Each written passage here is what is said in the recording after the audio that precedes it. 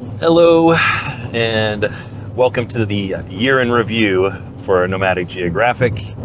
We got 1 year in the books on this thing. I think it's going all right. I would like to have been monetized by now, but we still got some progress to make.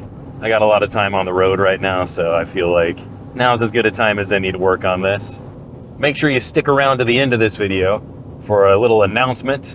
Well, I guess a big announcement for my channel, and a little sneak peek of what's to come for 2026. So let's talk a little bit about what we did this year. To kick off the channel, I traveled to Hawaii with my girlfriend Crystal and with my parents, and did some filming over there. We put together a few videos, the luau, the whale watching, and the Makapu'u Lighthouse Trail. So, at the time, I didn't really have a vision for the channel, and I was just trying to film the travels and see what came together and make a video out of it. And I think I got some decent stuff. It's might not be the most exciting content, but if you haven't watched it, might be fun to go back and look. We started out the channel with a little road trip with me and Brad, where we went and did 4 paranormal investigations. The very first video was Kendall's Restaurant in Noble, Oklahoma. We met up with my friend Brady and Chris and me and Brad. It was a pretty fun investigation, but as usual, I don't really feel like we found anything, but it was a lot of fun, and I think maybe our best produced video, because I had so much help, and Brady's a professional. So it went really well. I got some toy balls over here. If any kids want to play with those balls, that would be helpful. They'll light up for us if you play with them. Is there anybody here with us tonight? You're crazy. Are you trying to talk to us through the radio? There's a sweet guitar solo right there. Yeah, that's the thing too. I've thought about if we actually do capture stuff on camera. Oh, another temperature change. Must be somewhere else. I don't feel it over here, but it's clearly happening. Goodness. Now again, I want to invite anybody in here to play with these balls. That sounds awful. Play with those little cat balls. We're trying to provide you an avenue to communicate, demonstrate, educate. And that's as many. I can't think of any other words. Initiate. There you go. There's another one. Unrelated, static, unrelated. The second video was up at the Kansas Aviation Museum. And again, I think that one went pretty well too, even though it was just me and Brad at that point. And, we were able to bring Florence in and introduce her as our canine investigator. Kid, every time you shake, you throw that off. You're not taking this investigation seriously, Florence. You're not taking it seriously. You want to go in the haunted closet with me, Chloe?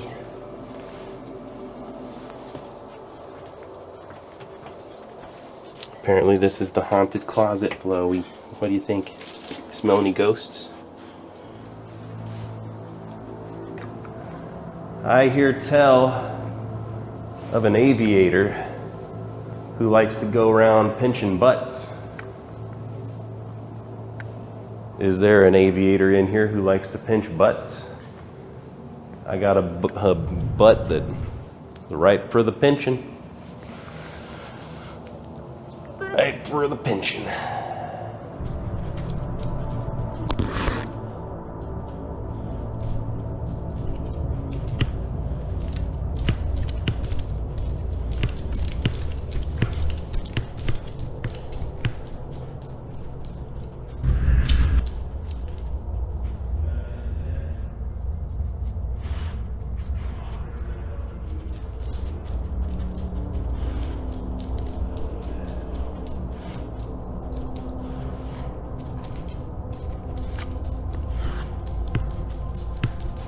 Please pinch my butt. As loud as you can, 3 knocks. Florence. You gotta stop running into everything when I'm asking people to knock. You see her? What do you think? There's a person in there. There's a person in there. What's she doing in there? No, Florence, no. You trying to help her? It's okay. It's okay. Come on, Florence. Come on. You good girl. After that, we drove up to Atchison, Kansas, and ran into a bit of a winter storm, but turned out to be pretty fun. Brad and I spent a lot of time just frozen inside of the RV. And we made it to the Sally house and had a fun investigation where we may or may not have talked to Satan himself. Will we get to meet Sally tonight? My sources say no. That's about what I expected. If this is Sally, will you touch the red light? Okay. Thanks for joining us, Sally. It's nice to meet you. You're very famous. I don't know if you know that, but I guess you probably do know that because people come here all the time to meet you. Now, there are also some people, I don't want to point any fingers, I don't want to make any accusations, but there are some people that think that you might be a demon. Is that true? Is there actually someone here named Sally, or is there someone pretending to be Sally who's actually something darker? Is that a confirmation for what I was just asking? Touch the red light if there is a demonic presence in this house. Okay. Thanks for confirming. I'll have to wrap my mind around what that means, though. All right. You, Yes, it's me. Have we already begun? watch this. You gonna do something? Pain. I'd rather not experience pain. Please don't. Diabetes. You're gonna give me diabetes? What the hell? Can you name a number or a time you like to come out? Or can you mention another name? We heard Sam. Satan. You just named another name. Wow. There's a lot of Satan. Dead yet? Are you someone else? Oh my gosh. Oh my god. You need to go. Really? Oh my gosh. I need to go. Go. Where should I go? Home. Wow. After that, we got frozen out. We were no longer able to make it to our planned investigation in Chicago, which was kind of a bummer. But we came back to Oklahoma.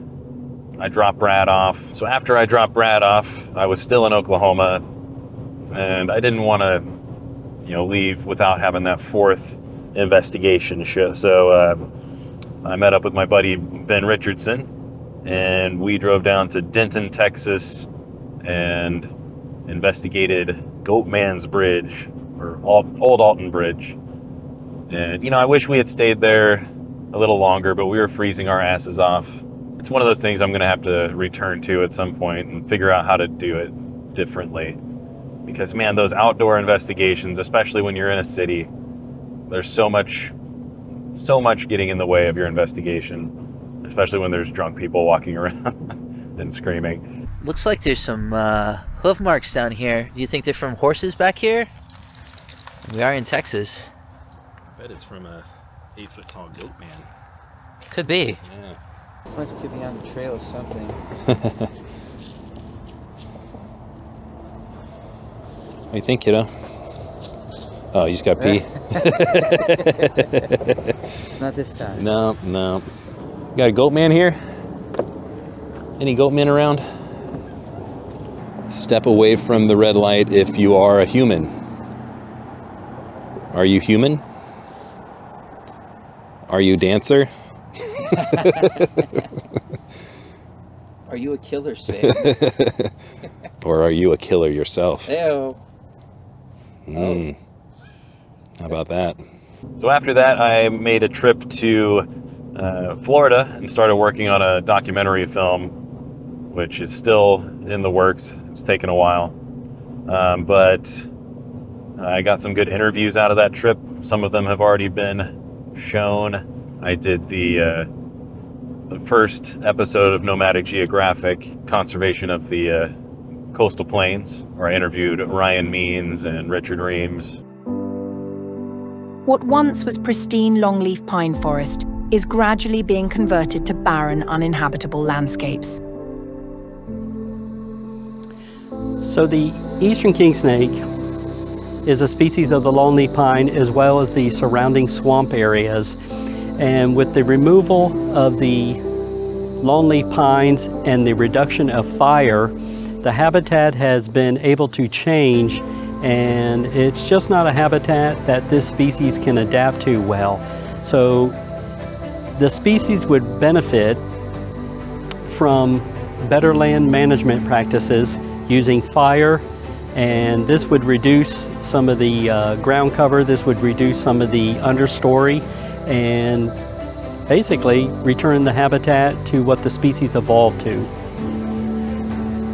At the Coastal Plains Institute, our mission is to preserve biodiversity of the southeast coastal plain.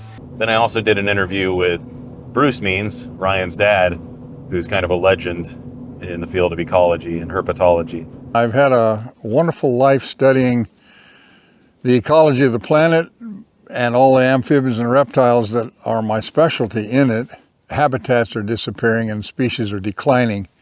The eastern diamondback, not the least of which, and the first thing that anyone can determine is if you do a Google Earth search of the southeastern U.S., the range of the eastern diamondback, and take a look at what the landscape looks like, there are like 95% of all the land that used to be part of the eastern diamondback range is either urban or suburban or roads or agricultural fields, especially in this part of the world. Spray irrigation fields that are up to a mile in diameter. So the habitat that has been lost is the principal reason the animal's gone. So then, a little later in the year, I don't remember when any of these things were happening. I'd have to look at my actual calendar. But Brad and I got back together and we did another road trip up to Iowa, and we met up with our new friends from SIPS, the Spirits of Iowa Paranormal Society, and we got to investigate Farrar Elementary, which was a lot of fun, a huge area, a lot of people investigating with, so it was kind of chaotic. Every time I do these things, I learn a little bit about how to do the productions. And the main thing I learned is I need a crew, because doing this by myself, even with Brad there, like it's a lot of work, a lot of stuff to try to keep up with.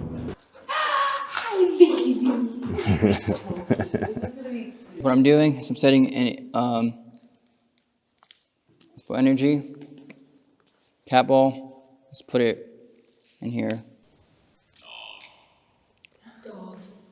Yeah, we've got two dogs here. Two dogs around here. You like the puppy? That's insane. You know, it's like right after I say something, they start speaking.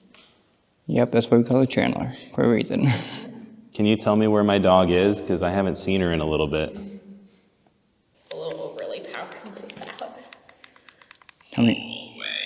Long way. Hallway. Hallway. The hallway. Or is that where the dog Oh, is? is that where the dog? Thanks for finding her for me. C. Is that a Yes. is it a yes? Yeah. Do you think we're dumb? We. Was that a yes in French? Do you speak Spanish and French?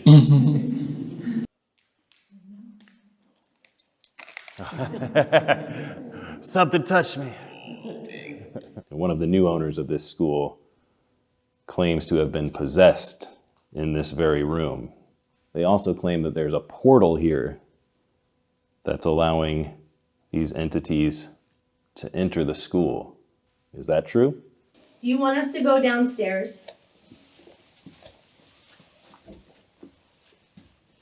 Yes, sir. Was that you? What? When you walked by that, did you shake that door? Oh, yeah. No, I swear on everything. If you replay that, you're going to hear that jingle, that door.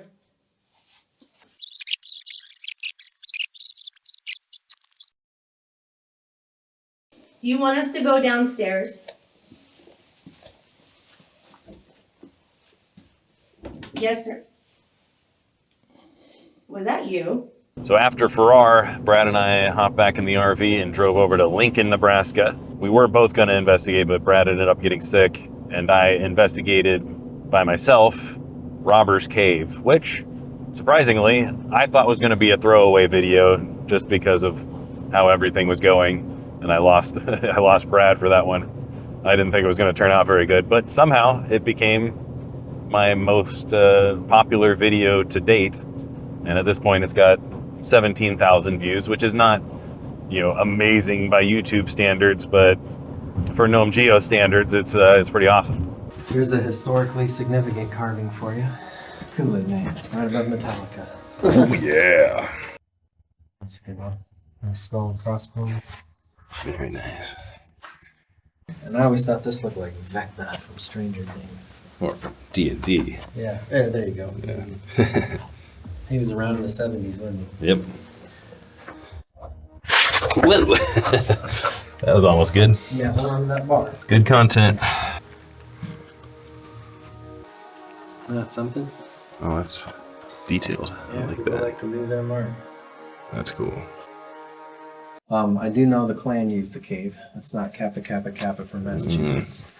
If there's any KKK people still hanging out here, you can go fuck yourself. How do you feel about that? You know, even if nothing's happening, this is probably the coolest place I've investigated. No offense to anybody else that has graciously had us to their fine haunted establishments. But I mean, look at this. That's freaking cool. Phil, are you around?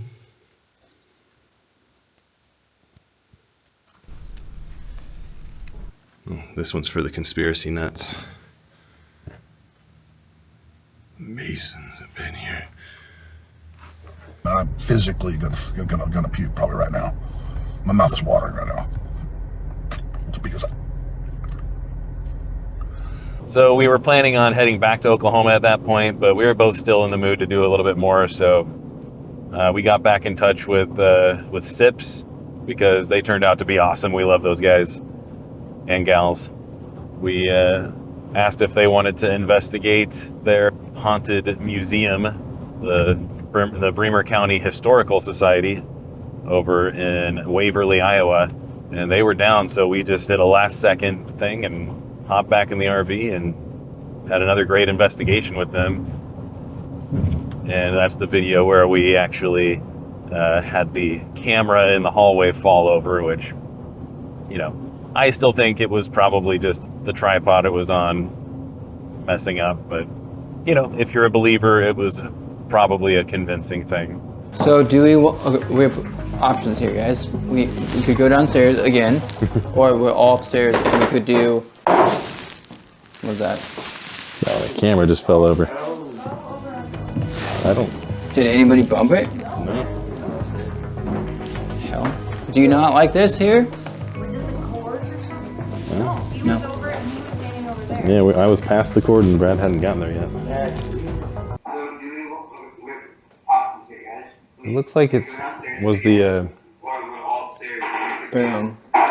That's weird, man. was the leg for the tripod like secure, like, or was it kind of loose when you put it back up?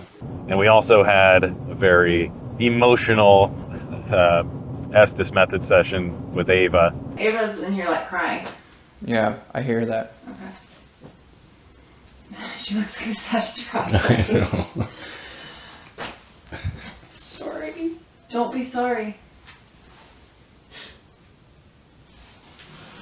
I had another very productive road trip down to the Southwest. Went into Tucson area and I interviewed my friend Larry Jones, where we talked about desert iguanas and his field work, his project that he's doing in Saguaro National Park. My lizard study has two overarching themes. One is the effects of climate change, which when I started this was kind of novel, but now there's lots of climate change research going on. And the other thing is how roadside ecology of lizards, because something I've noticed ever since I was a kid really, was that lizards like to hang out on berms of roads. And then I went down to biology of pit vipers, the conference that was being held at the Chiricahua Desert Museum in Rodeo, New Mexico. And I got a lot of great interviews there. I've still got some to put out. It's it's a lot of footage to go through, but they will be coming out still. I think the highlight one there was a lot of fun. We had a little roundtable discussion of women of herpetology. It was just a lot of fun. We had a great time. I would say be a badass. Don't stop yourself. If you have a bad encounter with a male colleague or whatever that makes your life hell, just leave it and try. So if you really like what you like to do, just keep going. If that happens, tell one of us and we'll kick his ass. Yeah. Oh yeah. I'm serious. I'm serious. Absolutely. I also interviewed Brian Hughes from Rattlesnake Solutions, and my friend Chelsea Martin talked a lot about the social lives of rattlesnakes. We say a lot that snakes are a symptom, they're not the problem. And, treat snake encounters like you do any other aspect of your life that you might be worried about. I say that a lot to people, is if you move next to a freeway and you have a dog, you don't spend any time going to hit cars with shovels. You spend your time building a fence and training your dog and putting in methods to keep your preventative methods. And for some reason, just culturally, we deal with snakes in a different way. Individuals that are coming from habitats that are like heavily urbanized, they seem to be more exploratory. And I'm working with the 6 species that we have in Southern California. So that's the Southern Pacific rattlesnake, the red diamond, the Mojave, the sidewinder, the western diamondback, and the speckled rattlesnake. But really the red diamond and the Southern Pacific, they're the 2 species that are in the most urbanized areas. Like people find them, in the neighborhoods, like on their properties very often. So there's definitely a greater trend with them being more exploratory. But we're kind of seeing that in the other species as well. We're also seeing that gravid females across the species seem to be less exploratory as they're larger. And then the non-gravid females and the males are more exploratory as they get bigger. But they're not like different from each other, the males and the non-gravid females. And then there was a slight trend of snakes that are from like higher elevations where there's more precipitation, more vegetation, and it's a little cooler. They were exploring slightly more like across the species. So another thing that I got out of the road trip to the Southwest was another paranormal episode. Again, I thought it was going to be a throwaway episode.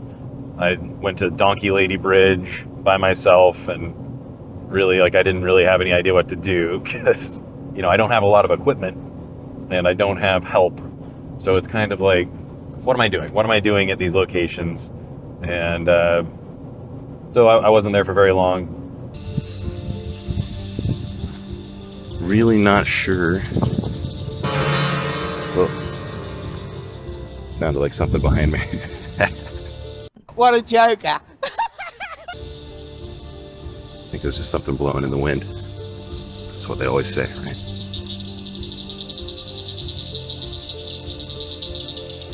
This sucks. There's nothing happening. There are signs for cottonmouths here, which is a plus for me. Like, as a herper, I'm excited about the cottonmouths.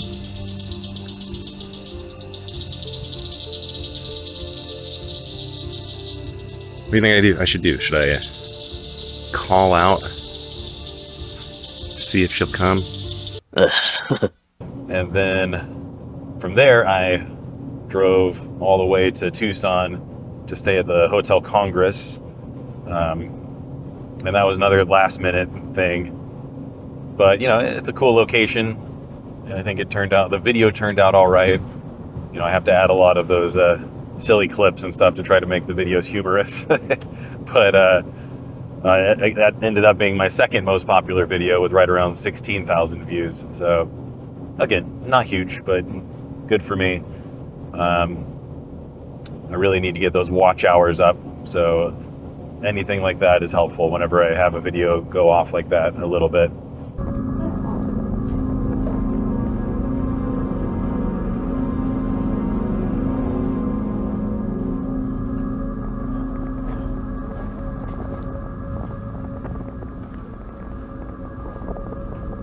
It's very late. I don't want to talk loudly in the hallways like Sam and Colby do. Whoa! Yo, dude, that fan is going to fall on your head. What the hell? It's a secret passageway. Oh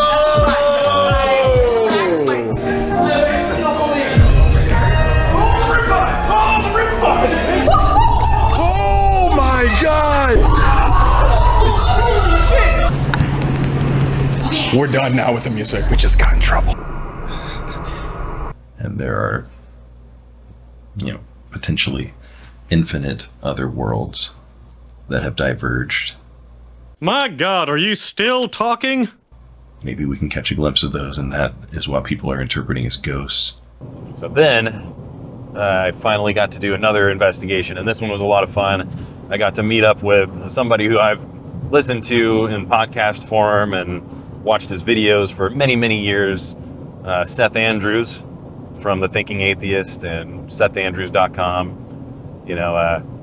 True Stories with Seth Andrews. He was a big time guest for me, not just because of his large following, but also just personally. Like he's been an important figure in my life, and I'm happy to say that I feel like we've become friends. And we investigated the Brown Mansion in Coffeyville, Kansas, with some other new friends that I've made from this whole endeavor. The Tulsa, Oklahoma Paranormal Studies. Mostly Amanda and Rolando have become good friends. Do you know? The Muffin Man. The Muffin Man? The Muffin Man. Yes, I know the Muffin Man. If you were a ghost, when you came back, what kinds of things would you do? I think I'd just kind of like move things around to mess with people. I'd go to my friend Chris's house and just, move things a few inches. Really? Maybe move things like to the other side of the room, and he's like, I remember putting that there. That's nice. Yeah. That's nice. I would want to come back and assure the people that I'd left behind that, I was good and that they were loved. I would want to just sort of hug them from the spirit world, I guess that is a better answer, yeah. No, I mean, I'm not setting you up for that. I'm not trying to play the hero, but Oh, I found death. Oh. If I was a spirit down here, the Reaper is the first place I'm going. Right. First place, I would animate that sucker, and I would be shambling through the basement, and then going up and down the stairs, creaking my little bony feet. I would be having the time of my life. Is there anybody down here with us? Anybody that wants to make a knocking sound? Make any kind of noise? We would certainly appreciate it. Can you whisper a name? Can you tell me which stock to buy next month? Can you explain to me the popularity of Joe Rogan? You have otherworldly knowledge you can share. He's just a cool guy asking questions. Whoa! I was about I to wear say a size 14 shoe, and these steps are the size of a pack of gum. So I better look down and walk carefully. Okay. You size 14s? Yeah, don't judge me. I mean, I'm 13s. What's that joke? With these feet, if you were to put me in a pair of skinny jeans, I'd look like a putter. I just saw a shadow behind you too. A shadow behind me. Can you go like that again? Because it could have been like that's what it was. Oh, I'm disappointed. Wait a minute, I thought I had a companion. we're going to be doing another investigation with them very soon. Unfortunately, Seth's not going to make it to that one, but I think Chris is going to meet up with me again. And this one's going to be cool. So this is a really cool location. Probably the big highlight of this year, I guess indisputably the highlight of this year, was my recent trip to Australia, which the vast majority of that footage has not come out yet. I released one interview when I first got back, my interview with Brandon Sidlow, the crocodile attack expert. I think it came out really cool. You can always outrun a crocodile on land. The idea that a crocodile is going to chase you down over a long distance is utterly absurd and frankly pretty hilarious. People have watched too much, what was that movie, Primeval, where they had the Gustav, who doesn't exist, or at least there's no evidence Gustav exists, chasing that one actor, what's his name, the 7-Up guy. And I remember I saw this on TV at late night one time, and I was like, that is the most utterly absurd thing I've seen. I thought, okay, it's funny. People think it's funny. No, people take it seriously. They think that crocodiles can do that.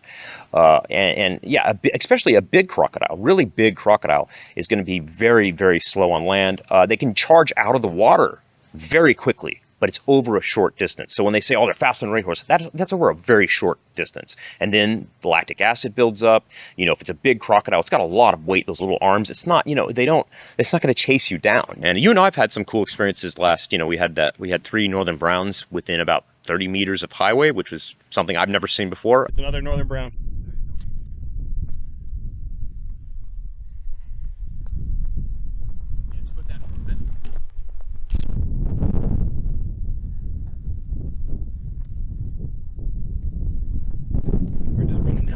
But I've got so much more footage. It's going to be great. It's going to be trickling out throughout 2026. So hopefully you enjoy that. Australia was amazing. Saw a lot of wildlife. The people are awesome. I spent some time in Sydney, so not much for the wildlife, but man, it's such a cool city. Met up with a couple of people. One of my former professors that I had at the University of New Mexico, he's now at the University of New South Wales. So I got to interview him and interview a couple other people there. Also this summer, I went to Texas Croc Fest over in Angleton, Texas, Crocodile Encounter, and interviewed some people involved with Croc Fest and filmed a little bit of the event. And I think that was a pretty good video too, if I do say so myself. But it's the people I interview, it's not really me. So if you haven't watched the Croc Fest video, go ahead and check that out. Croc Fest was, I guess, conceived in a very hot summer setting in beginning of July of 2009. We went to a barbecue that a friend put on, Bruce Schwedick. And Bruce put this barbecue on for a few of us in the croc industry as a friend, really good friend of all of us, which was Ralph Summerlod from Frankfurt, Germany. He would come into Florida quite a bit. He was a German croc biologist and a zoo guy, and very well known in Europe. He was a CSG European chair, and he was well known for creating exhibits for zoos, realistic exhibits, the way Germans do. They're fabulous at that kind of thing. And he came to Florida every year to vacation. So we all got together, a bunch of croc guys hanging out, and one of the things that I was trying to push for at the time was any type of fundraising ideas for crocodile conservation, because I heard about it all the time. I'd be sitting around tables, they're talking about how do we raise money for crocodile conservation. So one of the concepts that I always came up with is everybody around this table just pitch in $10 into the middle, and next thing you know, if you had 18 people, then hey, there's 180 bucks you could throw towards conservation somehow. Anyway, that was the concept. The first Croc Fest ever was a meeting of about 20 people in Florida. Everybody brought an auction item. They sold their auction items to each other.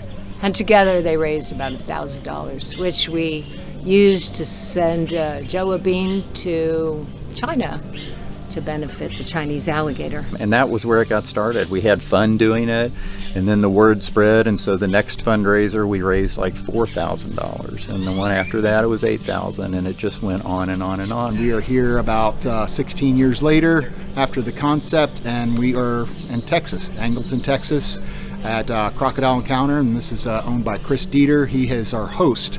How Croc Fest works is a host volunteers their facility for Croc Fest to host habitat. And we provide some food, we provide some beverages, everything from water to beer. In December of 2024, we topped $1 million raised by CrocFest, and that is not $1 million raised and then we all paid ourselves. That was $1 million that went into the field. I'm headed to Winter CrocFest right now. That's why I'm driving. I'm driving all the way from Brownsville to St. Augustine, to the St. Augustine Alligator Farm. And hopefully I can get some good interviews there. There's lots of cool people that come to CrocFest. I just spent the night in New Orleans last night. Really my first time spending any time at all in New Orleans. And I have to say, I love that city. It is so cool. I know a lot of people don't like the rowdiness, the noise, and it's a little dirty. There was a guy just peeing on the street in front of me. But man, I love how weird it is. It's exactly my kind of weird, and I love it. So the last thing I need to talk about is I have a little bit of an announcement to make. I've got another series planned that will begin in January, and this one is kind of a little bit of everything. You know, the main theme of my channel is geography. Even if I'm doing silly paranormal stuff or talking about wildlife, you know, I come at it as a geographer. And I wanted to make a series that really helps you understand how much more geography is than just memorizing locations on a map. You know, it's people, animals, climate, history, everything, you know, just religion, anything you can think of that exists on the surface of the earth can be approached from a geographic perspective, a spatial perspective. So that's what I'm really trying to do is, and plus, you know, as this ADHD guy, I've got passing interest in everything. Everything I read about, I get interested in, and it'll be nice to have a little bit of freedom to be able to make videos about it. So the new series is going to be called Encyclopedia Geographica, and since you managed to stick around for this whole video, I'm going to go ahead and roll the intro to that so you can get a little sneak peek.